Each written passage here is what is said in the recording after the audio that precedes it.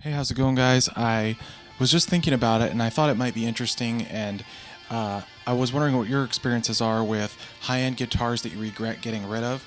I know over the years I've had a handful and I really miss some of them. Some of them I sold for dumb reasons, some of them I sold for reasons I really couldn't avoid.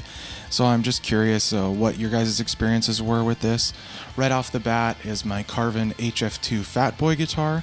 The Holdsworth model that is full hollow. It's pretty thick. It's kind of telly shaped.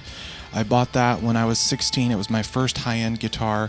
I went down to the Carvin factory just to look at getting an amp. I was going to get a Steve Vai Legacy full stack, and that was pretty intense, but I ended up not going that route. Fell in love with that guitar.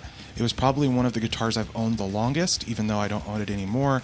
I owned it for probably a good 6 years, which is a long time for...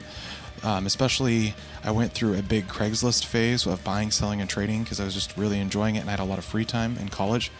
And so that was kind of a thing that I went through. I really regret selling that guitar because it did play very well and sound really good. And it was just a cool thing. I got into Allan Holdsworth as a result of that, started listening to his music, and I really regret selling it. The second one that I remember right off the bat, especially from my older days, was a Normandy full hollow Archtop guitar. So it's kind of Les Paul shaped. It's not a very big hollow body like a 335. It's more like a 333 size. It's about slightly larger than Les Paul, but the body was full aluminum, pretty thick, but it still was light. It was aircraft grade aluminum. It's a very cool design. The company is based out of Salem, Oregon, which is not far from where I live. And I really enjoyed playing that. I really enjoyed the sound that it had. It just, eventually I got other guitars that did the sound that I was using at the time better.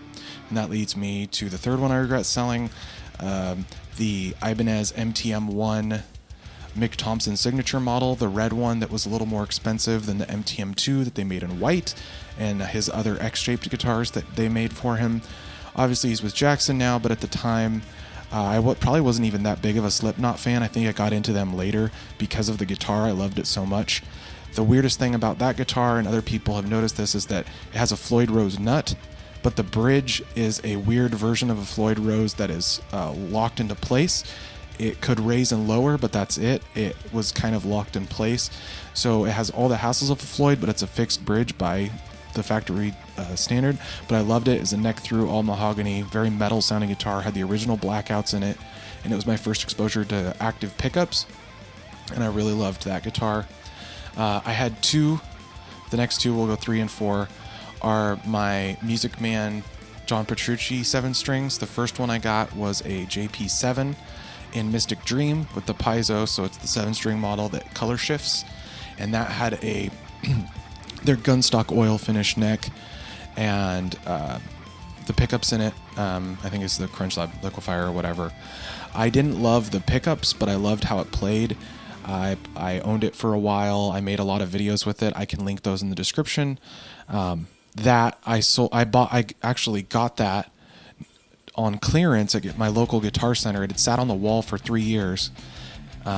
And it had very little playwear on it, and I got it for basically used price, and that was what was insane. So I think they sold for $2,700 or something, and I got it for $18. That one, that was my dream guitar for years, and the fact that I was able to own one was really cool, and that led me to eventually trading for my second one. I had both at one time. I had a JPXI 7-string, which is mahogany body instead of basswood. It has a painted neck, it has a different neck profile, and a flatter fretboard radius, which is nuts. And that one was really cool. I actually preferred that one of the two. That's why I originally got rid of the first one. When I started selling them, I sold the other one first because I was more in love with the black one. That one was super killer. It was a super good player. Just really amazing guitars. And then the last one that I really regret selling, I think would have to be my ESP LTD JR608, the Javier Reyes 8-string signature model. It's from it at the time is the most expensive LTD ever made. I think it was sold for $1,500. I got one really early on. The only weird thing with mine, they didn't run a bridge ground to the Schaller-Hannes bridge, so it was very noisy, but my tech fixed it, and it was one of the best playing and sounding 8 strings I've ever owned. It was the heaviest guitar probably at about 14 and a half, 15 pounds.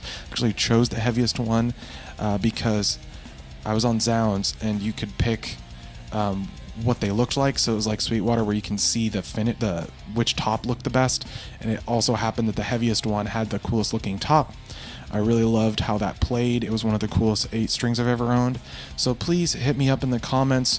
What are some guitars you regret selling, some high-end guitars? What are some of the stories and reasons why? I'd love to know. I know I've been through it with different equipment, and I would just love to hear your guys' take on this.